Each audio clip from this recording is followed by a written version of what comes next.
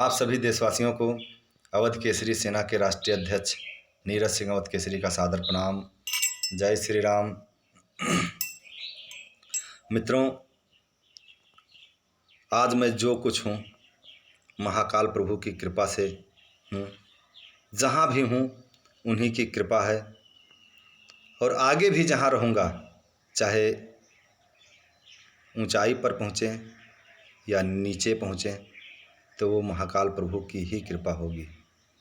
मेरा अपना कुछ नहीं, मैं केवल कर्म करता हूँ और कर्म में विश्वास रखता हूँ, क्योंकि रामायण में भी कहा गया है कि कर्म प्रधान विश्व करी राखा, और जो जस करें सो तस फल चाखा।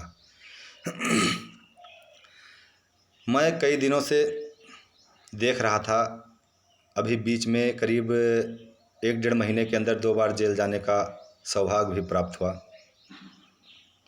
कई लोगों से मिला, थोड़ा भी किसी पर अगर उपकार कर देंगे तो घमंड में चूर हो जाएंगे कि हम फलाने के साथ में इतना कुछ किया।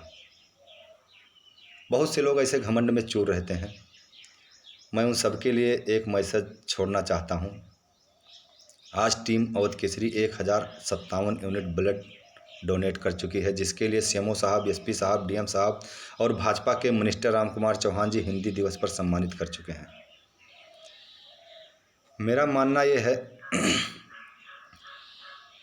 कि आज मैं किसी की कोई मदद कर रहा हूं या किसी को ब्लड डोनेट कर रहा हूं, तो ईश्वर ने हमको उस काबिल बनाया है, तब हम उसकी मदद कर रहे हैं।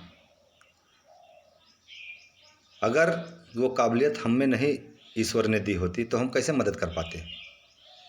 तो मैं कहाँ मदद कर रहा हूँ, मैं कहाँ मदद कर रहा हूँ। मदद तो ईश्वर मुझसे करवा रहे हैं, मैं तो केवल निमित्त मात्र हूँ। जैसे मान के चलिए हमने किसी को 1 यूनिट ब्लड दिया, तो क्या वो ब्लड हमने पैदा किया था, या हमने कहीं उस ब्लड को किसी कंपनी में बनवाया था? ईश्वर ने ही तो हमको प्रदान किया।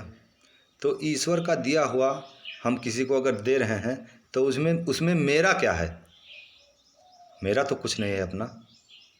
चाहे धन हो, चाहे दौलत हो, आप किसी से भी मदद करें किसकी, तो ईश्वर ने आपको उस काबिल बनाया है, तब आप उसकी मदद कर रहे हैं। ऐसा नहीं है कि आप उस चीज़ को पैदा किए हैं जिस पर केवल आपका ही अधिकार हो। तो जो ईश्वर ने मुझको दिया है वो मैं किसी दूसरे के लिए मदद में दे रहा हूँ, तो मेरा कुछ नहीं। मैं तो नहीं मानता हूँ कि मैं किसी की मदद करने लायक हूँ और मदद कर सकता हूँ। अगर ईश्वर ने चाहा किसी को भी चुन लेंगे। क्या जब टीम अवध केसरी नहीं थी तो क्या गोंडा जनपद में कोई काम रुका था? या चलो ठीक है, माना कि सारी आवाज़ें नहीं उठ पाती थी उस तरीके से, लेकिन फिर भी कहीं ना कहीं लोग तो जिंदा थे। ऐसा तो है नहीं कि हाँ अवध केसरी सेना आ गई तो लोग लड़ना सीख गए, लोगों की आवाज़ उठने लगी और लोग जीना सीख गए। इसके पहले लोग जी नहीं रहे थे, लोगों को खाने पीने की दिक्कत थी, ऐसा कुछ तो नहीं था ना। सृष्टि चल ही रही थी और आगे भी चलेगी। हम निमित्त मात्र हैं। हमारे जैसे बहुत से महापुरुष आए और चले गए। आप अच्छा कर्म करेंगे तो लोग आपकी अच्छाई को याद करेंगे, आप बुरा कर्म करेंगे तो लोग आपकी बुराई को याद करेंगे। ये हमारे ऊपर है कि हम करते क्या हैं। हम जिस तरीके से करेंगे संसार हमको उसी प्रकार याद करेगा। इस वजह से मैं सभी देशवासियों से ये अपील करता हूँ कि कभी घमंड मत आने दीजिए। विनम्रता ही सबसे ताकतवर स्थान होती है जो इंसान को बहुत ऊंचाई पर पहुंचाती है। आप विनम्र रहिए, प्यार से बात कीजिए, देखिए आपका बिगड़ता हुआ काम भी बन जाएगा। और अगर आप घमंड में चूर रहे, आप घमंडी बने रहे, तो आपका बनता हुआ कार्य भी बिगड़ जाएगा। इसीलिए आइंदा से जब किसी की भी मदद करना तो ये मत सोच के करना कि मैं किसी की मदद कर रहा हूँ।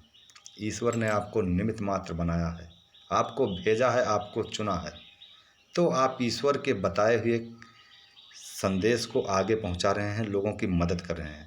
आप अपना कुछ नहीं कर रहे हैं, इसी के साथ मैं अपनी बात